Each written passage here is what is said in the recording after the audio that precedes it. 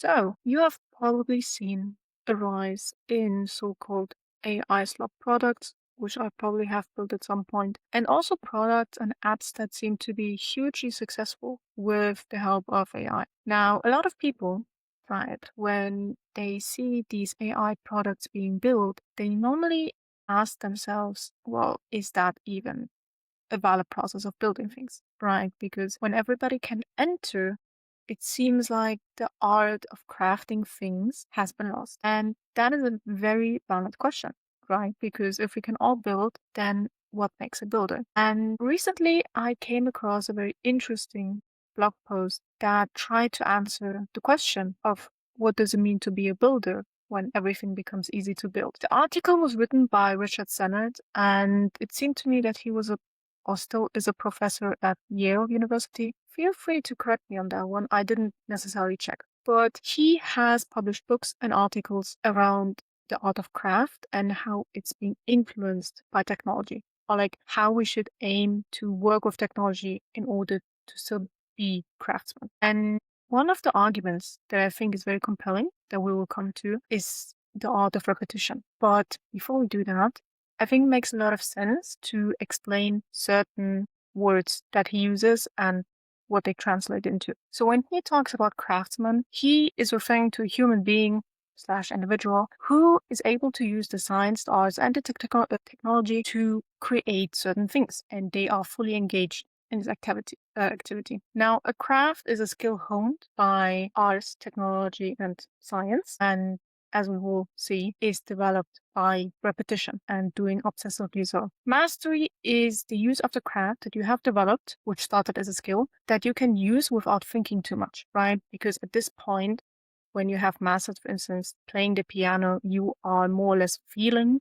the piece and thinking deeply about how, for instance, you can expand the skill. Since you have the basics down, you don't necessarily need to think about what keys you need to press next. So these are important terms because he does use them. And I felt like if we explain now, that makes things easier. So the issue he also questions is that with the rise of technology, we have seemingly divided the hand and the head. So we have divided the skills or the craft from imagination. Specifically, he's talking about the West, right, during industrialization, where your skill was now not a craft anymore, but something that sustained your living. And he makes that difference because a craft in his mind is something that doesn't necessarily need to have a purpose. So you can do it and your purpose is not necessarily to sustain a lifestyle. You are doing it because you feel something towards it. While a normal skill that we have seen and that we develop is now mostly just for us to sustain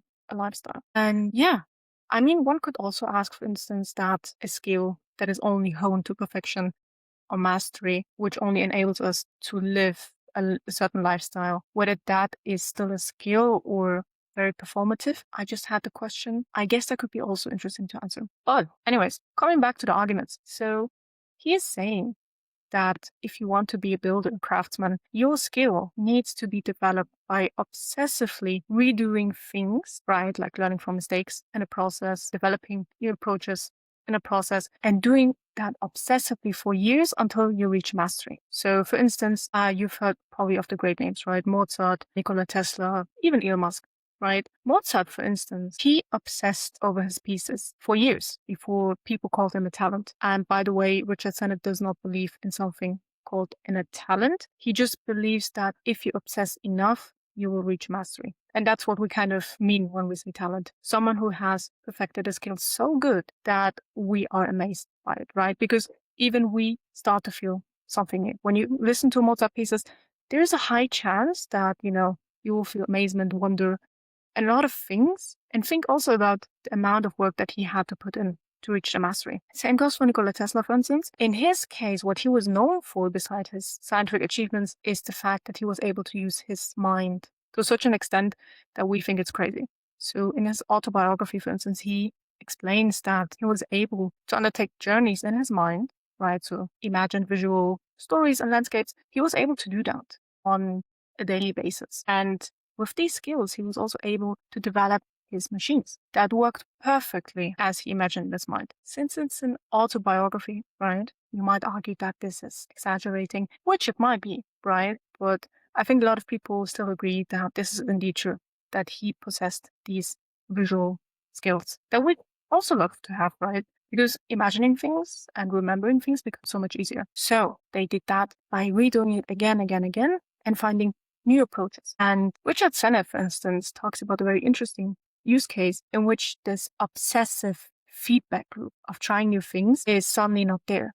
And he's talking about computer-aided design. CAD systems are systems or softwares that you can use when you are developing new things, physical products. And he specifically is talking about the shift in architecture when this software came into place. I think it was around 1970, like something around that. And he's essentially talking or describing that the students that were using CAD did not have kind of like a change in how they approach the projects. Because when you use CAD, you can easily design the houses, the buildings that you have imagined. But in normal architecture, or what people used to be doing beforehand, I think you still do it today actually, is building models, like going into the environment where you're building, seeing, for instance, how you could use materials that fit into the environment, fit into the overall atmosphere of the place. CAD removed that completely.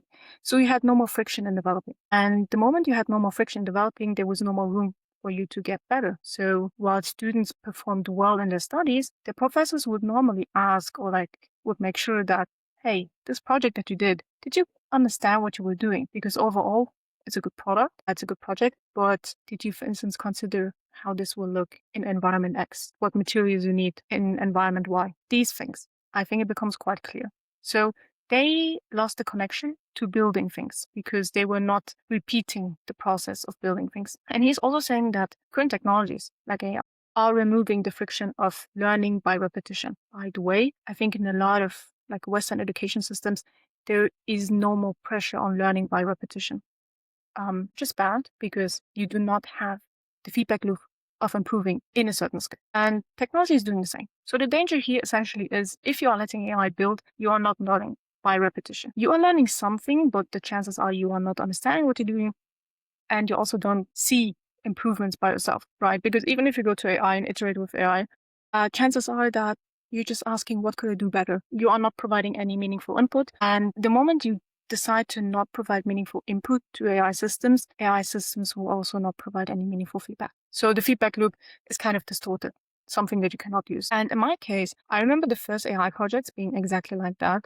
I was prompting, I guess. Prompts were okay. The end result was also okay, but personally, I didn't learn anything, right?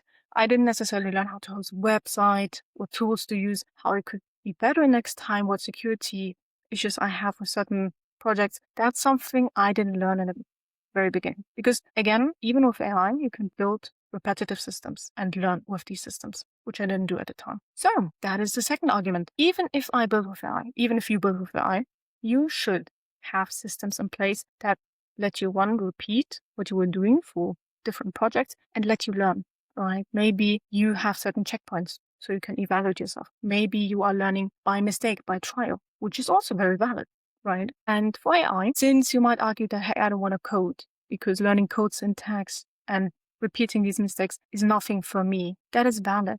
But what you could be learning instead is design systems. How do I build software? How do I make an idea worthy of being a product? That is a system. The greatest products were always built after a system. You can learn from Steve Jobs, right? You can learn from design systems engineers at Figma and Revolut. You can learn that and develop a routine to develop that. Because again, coding is not overrated, right? Because it teaches you the systems to build software. But then again, that is a routine. You are redoing it again, again, again until you learn. And you need that with AI. That is the whole thing that I inferred from the blog article, right? I do have a case study for that. So in my earlier videos, I explained Theioptera, which is essentially a research operating system. So I have been building it and I built quite a long time on that, right? Because the goal was to introduce people who are maybe indie biohackers to a space where they can make their ideas publishable or work on ideas that make them proficient in new skill. And then again, the process of building this thing came from my previous startup experiences. Those were kind of a system, but it took me quite a while to develop a system to work with AI. And that is something that is not currently followed, in my opinion. Like you need to figure that out by yourself because everybody builds in a different way. Hopefully it works, but I guess that is something you can try, right? And I think after reading the article, The Troubled Craftsman, when I inferred that repetition enforces a certain talent or a certain skill mastery, I was thinking that AI might be an interesting variable to it because it has the chances to just reduce every system that you have in place, for instance, by including a plot skill. You can do that, and then you have no routine anymore. So the argument maybe needs to be worked out a bit more, but I just felt like that the overall argument by Sennett is provided in a very comprehensible way. And I guess, or like I hope, that with AI, the crafts will change, right? But the way to develop these crafts, even with AI, as long as it remains a tool, is something that might still adhere to repetition, and obsessively repeating your processes until you develop your skill mastery. And that's it. I think you can try it out for yourself. And if you feel like you are a builder, I think you can come back to this video and maybe tell me, how you achieve that with AI. Because maybe this argument is too weak on its own, since it's referring back to a lot of historical arguments. But that's it. See you for the next video. Bye.